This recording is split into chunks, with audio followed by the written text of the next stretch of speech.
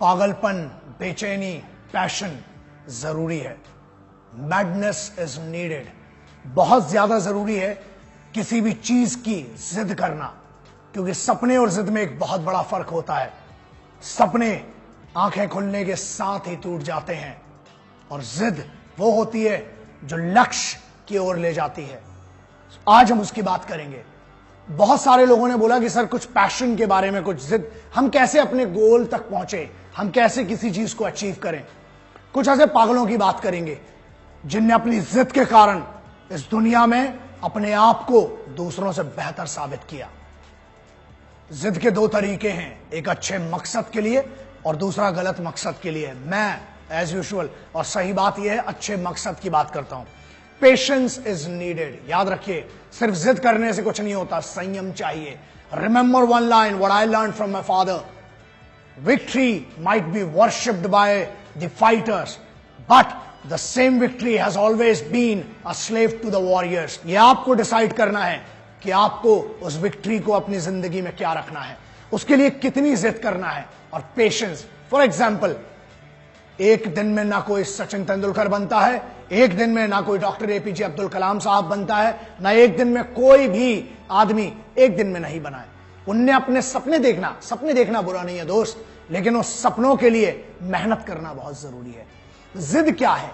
जिद एक एहसास है दूसरों से बेहतर बनने का। जिद उस बात से करो ना कि I want to prove myself better. किस चीज की जिद? कि पापा मम्मी ने कुछ नहीं दिया तो उस चीज की जिद, या पेरेंट्स को जिद होती है कि मेरा बेटा ऐसा ही करेगा। सॉरी, मैं यूथ के बारे में बात कर रहा हूं। मैं बहुत बड़ा फैन हूं यूथ का, और मैं हमेशा कहता हूं ये छाती पे देख लो, ये और ये कौन है? ये जिद्दी लोग थे जिनने एक मकसद के लिए एक जिद की। आज सुभाष बाबू को ले लीजिए, बहुत बड़े अलग अलग टॉपिक्स हैं जिस पे मैं बात करूंगा, लेकिन सिर्फ ये बोल रहा हूं ये जिद्दी लोग तो जो मेरी छाती पे लगे हुए हैं, इनने कुछ जिद की एक अच्छे कारण से। और ऐसे ही मैं कुछ मॉडर्न हीरोज की बात करता हूं, लेकिन उसके पहले सिर्फ एक डेफिनेशन देंगे, what is victory, what is success. हर आदमी के लिए सक्सेस की मतलब अलग होता है, जीत का मतलब अलग होता है। जीत, याद रखना, कभी भी भीख में नहीं मांगी जाती है, छीनी जाती है। ताकतवर बनो, क्योंकि कमजोरों को या तो आंसू मिलते हैं या भीख। और एक बात याद रखना, ताकतवर बनना, डोले बनाने से, सिक्स पैक ऐप बनाने से कुछ ताकत नहीं आती है। ताकत मेन होती है दिमाग की। जिद दिमाग से होती है, बॉडी से नहीं होती है। बॉडी से जिद क्या करोगे? अकड़ के चलोगे क्या? वो जिद नहीं होती है। जिद होती है अपने आप को दूसरों से बेहतर साबित करने की।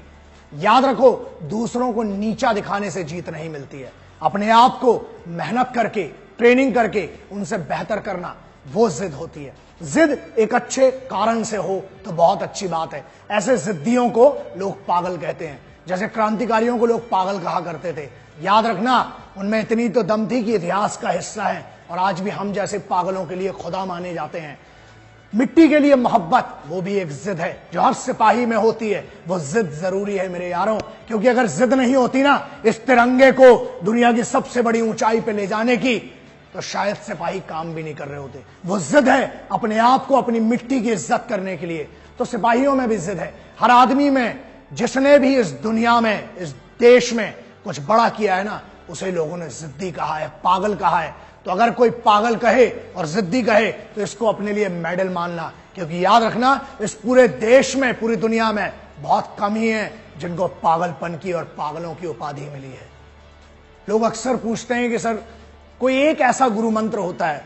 दोस्त, मैं क्या गुरु मंत्र दूंगा, मैं थोड़ी कोई बाबा हूं, लेकिन मेरी खुद की एक सोच है, एक समझ है, वो ये है कि जिद्दी बहुत हूं और वो जिद जरूरी है।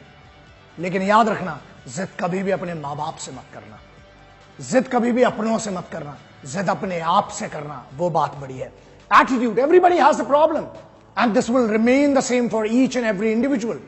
हमेशा प्रॉब्लम सबके लिए सेम है दोस्त, आपका एटीट्यूड उसको डिफरेंट बनाता है। मुझे याद है बाबूजी बचपन में हम लोगों को एक कहानी सुनाते थे।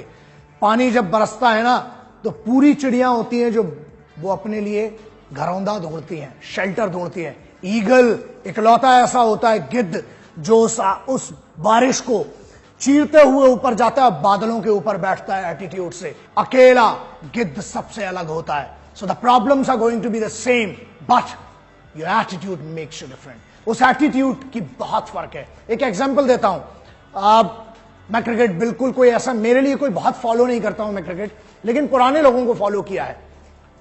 एग्जाम्पल देता हूं, कपिल देव साहब, सचिन तेंदुलकर जी, ये लेजेंड्स हैं, ये लेजेंड्स हैं।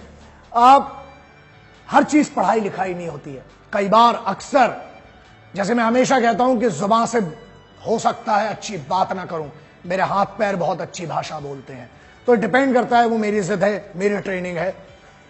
सचिन तेंदुलकर साहब, अब ये जिद की बात करते हैं, 89 में पाकिस्तान के दिग्गजों के सामने बैटिंग कर रहे हैं, जिनकी बॉल दिखती नहीं थी, सिर्फ आवाज आती थी निकलने की या लगने की। उस आदमी ने जिद की, नाक में बॉल लगी हुई थी, वकार यूनिस की वो बॉल जिसने नाक तोड़ दी थी सचिन तेंदुलकर की। 16 साल का छोटा सा बच्चा सचिन रमेश तेंदुलकर नीचे गिरा हुआ, उस तरफ नवजोत सिंह सिद्धू, जो कि उस समय बहुत अच्छे फॉर्म में थे, 6 फुट 3 इंच का आदमी है, जिगर वाला आदमी है, पंजाबी। अंदर से एक आवाज आई, नाक फूटी हुई थी, उन्हें लगा कि मर गया ये बच्चा, अब क्या खेलेगा, सभी को यह लगा। इमरान खान ने अपने एक इंटरव्यू में कहा था कि I thought this boy would not survive more than 2-3 deliveries. नाक टूटी, खड़ा होता है वो छोटा सा बच्चा, नवजोत सिंह सिद्धू साहब के कान में एक आवाज आती है और वहां से एक बच्चा बोलता है मैं खेलूंगा। That's God said, madness for victory. वो बच्चा खड़ा होता है, वकारी यूनिस की एक बॉल पहले नाक टूटी हुई है, फट चुकी है, कॉटन लगा हुआ, खड़ा होता है, अगली बॉल में 2 कदम आगे बढ़ता है और उस पूरी सीरीज का सबसे लंबा छक्का मारता है और उसके बाद बोलता है तू जीत। बोलता है, जिनको समझना है वो समझ गए, वो एक डायलॉग मारते हैं। वो जिद थी वो विक्ट्री की। बहुत लेजेंड्स हैं, लेकिन हां एक बात बहुत जरूरी है। बहुत लोगों ने मुझे बोला कि कुछ ऐसे हैं, बेवकूफ बोलता हूं मैं, शायद उनको बेटर वर्ड है उनके लिए, जिनने ऐसे लेजेंड जिसको द गॉड ऑफ क्रिकेट कहा जाता है उसके बारे में कुछ कहा। इवन लता ताई, जिनको सरस्वती का दर्जा है इस देश में, मतलब मां का दर्जा दिया जाता है, जिनको सचिन तेंदुलकर जैसे जो खुद गॉड हैं क्रिकेट के, वो खुद आई बोलते हैं, मतलब गॉड की भी मां, ऐसे के बारे में किसी कोई लौंडा है उसने कुछ कहा, आप समझ में नहीं आ रहा क्या रिएक्ट करूं, क्योंकि पहली बात तो इतना इंपॉर्टेंस नहीं रखते ऐसे लौंडे लपाड़ी, लेकिन बड़ी बात यह है कि यार परवरिश का बहुत फर्क पड़ता है। इंसानों के बारे में बोलते तो फिर भी ठीक है, इन लोगों की एक जर्नी है, 2 सेंटेंस बोल के आप उनको छोटा नहीं कर सकते हो। एंड इतनी छूट क्यों मिल रही है समझ में नहीं आ रहा है, बट ठीक है, आप लेजेंड्स के बारे में बोल रहे हो, आई कैन ओनली से कि इनको सद्बुद्धि मिले, क्योंकि आप जिनके बारे में बोल रहे हैं ना, जब तुम पैदा हुए थे, ये लौंडा 89-90s की बात होगी इसकी, जब ये पैदा हुआ था ना, उस समय लता दीदी हजारों गाने गा चुकी थी और अपने आप को प्रूव कर चुकी थी। जब ये लौंडा पैदा हुआ होगा ना, उस समय सचिन तेंदुलकर साहब दुनिया के सबसे फास्टेस्ट बॉलर्स को फेस कर रहे थे और छक्के मार रहे थे और जिद कर रहे थे इस देश के लिए कुछ करने की। देश के अंदर माहौल खराब क्यों करते यार, बहुत ज्यादा अंदर संभल नहीं रही है जवानी, तो उनसे बेहतर बन के दिखाओ, कमेंट मत करो, बहुत छोटी हरकत है ये भी इंपॉर्टेंट है।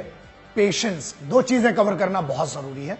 पेशेंस क्या है और रिजेक्शन क्या है, उसको आप कैसे लेते हो। अगेन जो मैंने पहले भी कहा, रिजेक्शन इज इंपॉर्टेंट, क्योंकि जब रिजेक्शन होता है ना तो एक कोई झंझोर देता है। 2 ही तरीके हैं, कोई थप्पड़ मारे, 2 ही तरीके हैं, पापा थप्पड़ पड़ गया, मम्मा थप्पड़ पड़ गया, रो और सो जाओ। दूसरा तरीका, ट्रेनिंग करो, लौट के जाओ, रैप्टा कान के नीचे कंटाप मारो, थप्पड़ बोलते हैं जिसको ना, समझ में आ जाएगा। अगली बार किसी को मारने के पहले 1000 बार सोचेगा। लेकिन इस जिद के लिए ना लल्ला, बैठे बैठे मोबाइल से कुछ नहीं होने वाला, इसके लिए ट्रेनिंग करना पड़ती है, रोज ग्राउंड पे जाना पड़ता है। आप जिस भी फील्ड में हैं, जिद करना बहुत जरूरी है। रिजेक्शन इज इंपॉर्टेंट, और रिजेक्शन के बाद डिसहार्टन मत हो। याद रखना, हर किताब में, बड़ी बड़ी किताबों में ये लिखा है, मैं बाबा नहीं, मुझे समझ में नहीं आती किताबें और अनपढ़ सा आदमी हूं, लेकिन हर किताब में एक चीज जरूर लिखी है कि जो होता है अच्छे के लिए होता है और प्रेजेंट में जियो। जो हो चुका वो हो चुका है यार, आगे की बहुत ज्यादा मत सोचो, प्रेजेंट में क्या कर सकते हो। हम प्रेजेंट में सिर्फ एक ही चीज कर सकते हैं और वो है ट्रेनिंग करना अपने आप की। आप जिस भी फील्ड में हो, तैयारी तगड़ी होगी ना तो फिर डर नहीं लगता है, लेकिन अगर तैयारी में कहीं मक्कारी की है तो पक्का डरोगे। अब्दुल कलाम साहब, डॉक्टर एपीजे अब्दुल कलाम साहब मेरे गुरुओं में से एक हैं, मेरे एक मेंटोर में से एक हैं, मेरे आदर्शों में से एक हैं। उसके बाद आप लेजेंड अमिताभ बच्चन साहब, आपको पता है ये services selection board, SSB, combined defence services examination, उनमें रिजेक्ट हुए हैं, सीडीएसई में रिजेक्ट हैं ये। अब्दुल कलाम साहब जो है वो एसएसबी से बाहर किए गए थे, लेकिन उनकी इज्जत देखिए, उसको सलाम है, उनकी मेहनत को, उनकी शिद्दत को।